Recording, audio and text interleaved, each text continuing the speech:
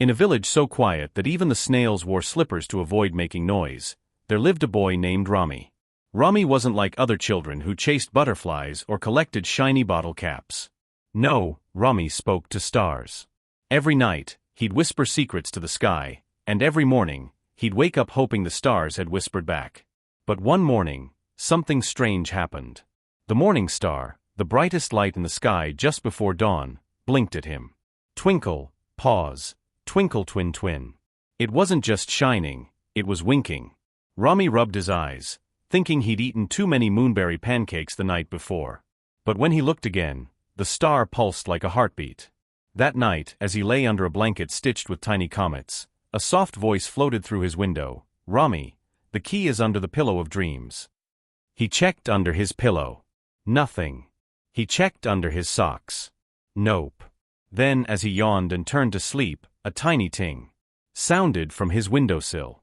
There, glowing like a melted sundrop, sat a golden key shaped like a star with wings. The next afternoon, while chasing a cloud that looked suspiciously like a dancing elephant, Rami wandered into the whispering woods.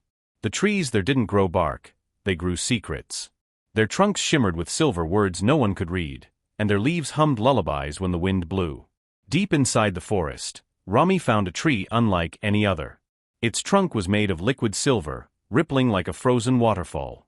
And right in the middle, there it was, a lock shaped exactly like the key in his pocket. His heart did a backflip. Click. The moment he turned the key, the tree groaned like a sleepy giant and split open, revealing a tunnel paved with stardust. Glowing mushrooms lined the walls, and tiny fireflies in bow ties held lanterns and shouted, "Make way for the key-bearer." Rami stepped inside, and the tree closed behind him with a soft thump, like a book sealing a secret. Inside, the air smelled like cinnamon and forgotten birthdays. The tunnel twisted and turned until it opened into a meadow where flowers sang opera and rivers flowed upward, splashing into the sky like liquid rainbows. And there, sitting on a toadstool made of moon cheese, was a fox. But not just any fox. This one had fur made of swirling stardust, paws that left glowing paw prints, and eyes that looked like tiny galaxies spinning in slow motion. "You're late," said the fox, adjusting a monocle made of comet dust. "The morning star is fading. The shadow snatcher has wrapped it in chains of frozen night." Rami blinked. "The who?" "The shadow snatcher," the fox repeated, lowering his voice. "It eats light. It drinks darkness. It sneezes thunderstorms. And it hates brave boys with star-shaped keys." Before Rami could ask if the shadow snatcher also hated broccoli, he did. The sky turned ink black. The flowers stopped singing. The upward river froze mid-splash. And from the edge of the meadow, a cold wind howled. Trees bent away as if bowing to something terrible. Then, scritch-scratch, a shadow crept forward. It had no face, no body, just claws like shattered glass and a mouth that opened like a black hole. The fox leapt. "Run, Rami. Follow the trail of falling stars." But the shadow snatcher flicked its claw, and the fox vanished in a puff of stardust, leaving only a single feather that glowed like a newborn sun. Rami's legs trembled. His key grew warm in his hand, as if it were alive and scared too. But he remembered what his grandmother always said, "When you're afraid, walk like you're not." So he walked. And then he ran. The feather floated beside him, lighting the path with golden sparks. The ground rumbled. Trees cracked. The shadow snatcher was gaining. Then whoosh! The forest ended. Rami stood on the edge of a cliff overlooking a lake so golden it looked like it was made of melted treasure. Above the lake, the morning star hung low, its light dim and flickering.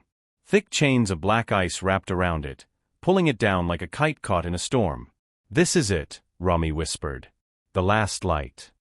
He looked at the key. It pulsed in his hand, hotter now, like it was trying to say something. Then he remembered the fox's last words. "The morning star isn't just in the sky, it's in those who believe." Rami closed his eyes.